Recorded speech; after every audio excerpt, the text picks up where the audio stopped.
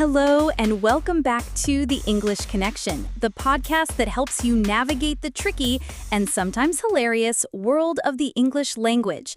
I'm your host, Emma. Today, we're tackling a topic that I know frustrates so many of you. You've studied the grammar, you've built your vocabulary, you sit down to watch a popular TV show, and you understand almost nothing.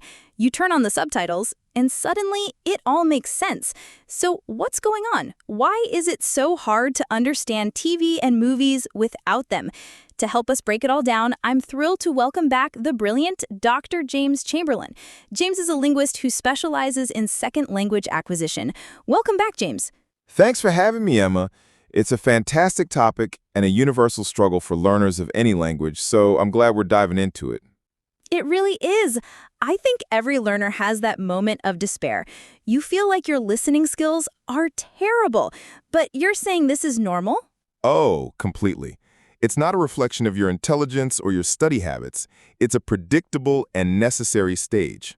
Spoken conversational English in media is a completely different beast from the clear, slow English you hear in a textbook or a classroom. Okay, so let's get into the why. What's the first big hurdle that trips people up? The most immediate barrier is the speed, and more specifically, what linguists call connected speech. Native speakers don't pronounce every single word distinctly. We link them together, drop sounds, and morph them into new forms to speak more efficiently. Right, like how what are you doing becomes what you doing. Exactly.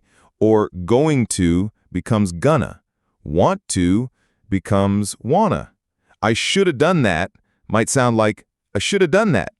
A learner is listening for the individual words they learned, should, have, and they simply aren't there. Their brain can't find a match, and by the time they try to figure it out, the conversation has moved on 3 sentences. That makes so much sense. It's not just one word, it's a whole stream of sound. So, beyond the speed, what's next on the list of challenges? I'd say the next layer is vocabulary, but not the kind you find in a textbook. I'm talking about slang, idioms, and phrasal verbs. TV shows and movies are drenched in them because that's how people actually talk. Can you give us an example? Certainly. Imagine you're watching a show like Friends.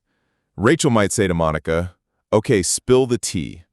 An English learner hears spill and tea and is picturing a hot beverage accident. But the actual meaning is, tell me the gossip. Or a character in a crime drama might say, we need to figure out his endgame. The literal words don't help you understand the concept of a final plan or strategy. And phrasal verbs are a nightmare for learners. Words like hang on, hang out, hang up, they all sound similar but have wildly different meanings. Precisely. They are context-dependent and non-literal, which is a huge cognitive load for a brain that's already working hard just to decode the sounds. Okay, so we have fast, connected speech and a ton of slang. But sometimes I feel like the actors are just mumbling. Is it just me? It's not just you, Emma. This is a very real factor. The audio mix of a film or TV show is incredibly complex. We call it sound design. In real life, conversations happen with background noise, traffic, music in a cafe, other people talking. Films replicate this for realism. So the dialogue is competing with everything else. Correct. And it's not always mixed to prioritize clarity. Think of a big action movie. An explosion might intentionally drown out a line of dialogue to create a sense of chaos. Or think of films by directors like Christopher Nolan, who are famous for complex soundscapes where the musical score is just as important as the dialogue. Native speakers often complain they can't understand his movies without subtitles either. That is so reassuring to hear. So it's not always our fault. Not at all. Sometimes the artistic choice is to have mumbled, naturalistic dialogue. It's authentic, but it's not designed for easy comprehension. Okay, so the last big one I can think of is culture. Sometimes I'll watch a British show and a joke will land with a studio audience, but it goes right over my head. A perfect point. Language is inseparable from culture. Cultural references are shortcuts to meaning that only work if you're part of that culture. A character on a US show might say, "Wow, that plan is a real Hail Mary." If you don't know the term from American football, which refers to a desperate last-minute pass with a low chance of success, the entire meaning is lost. Or they'll reference a politician, a 90s commercial, or a historical event that you just have no context for. And that's a key reason why understanding comedy is often considered the peak of fluency. It requires you to understand not just the language, but the cultural, social, and historical context that the joke relies on. Okay, so we've identified the problems: connected speech, slang and idioms, audio mixing, and cultural references. It's a lot. This is the point where a listener might feel discouraged. So, let's pivot to solutions. What can people actually do about this, James? This is the most important part. The goal is progress, not perfection. My first tip is to use subtitles strategically. Don't just see them as a crutch, they are a powerful learning tool. So you're not saying to just turn them off and suffer. Absolutely not. I recommend a multi-step process. Step 1, watch a scene with subtitles in your native language. The goal here is just to understand the plot and context. What is happening? Step 2, watch the same scene again, but this time with English subtitles. Now your brain isn't struggling with the plot.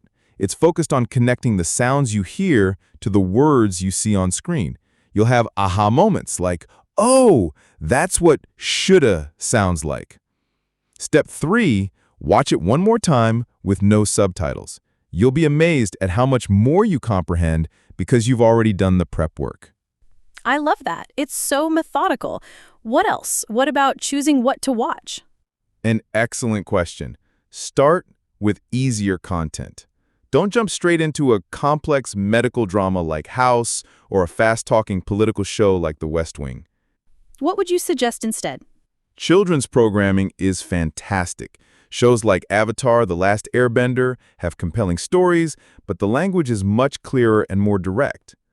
Documentaries are also great because the narrator usually speaks very clearly, and classic sitcoms like Friends or The Office can be good because the situations are repetitive and they often have a laugh track, which gives you a natural pause to process what was just said.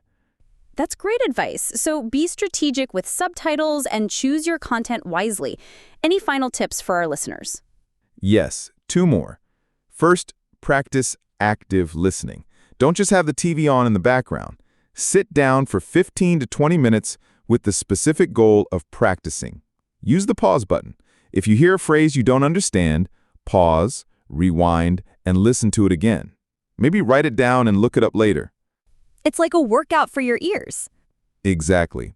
And my final tip is to be patient and kind to yourself. Listening is the hardest skill to develop. It takes hundreds, if not thousands of hours. Every time you watch something, you are getting better, even if it doesn't feel like it. The goal isn't to understand 100% of every movie. I don't understand 100% of every movie. The goal is to slowly increase your comprehension over time. That is the perfect note to end on. It's a journey, not a destination. So to recap for everyone listening, the reason you struggle with movies isn't you. It's the fast-paced connected speech, the slang and idioms, the tricky sound design, and the cultural references. And your solution is to be strategic. Use subtitles as a tool, start with easier content like kids shows or documentaries, practice active listening, and most importantly, be patient. You've summarized it perfectly. Dr. James Chamberlain, thank you so much for sharing your expertise. It's always so enlightening to have you on the show. The pleasure was all mine, Emma. Keep up the great work. And a huge thank you to all of you for tuning into The English Connection. Don't let a little mumbling in a movie get you down. Keep practicing, keep listening, and you will get there. If you found this episode helpful, please consider leaving a review or sharing it with a friend. And don't forget to follow us on your favorite podcast app so you don't miss our next episode. Until next time, happy learning.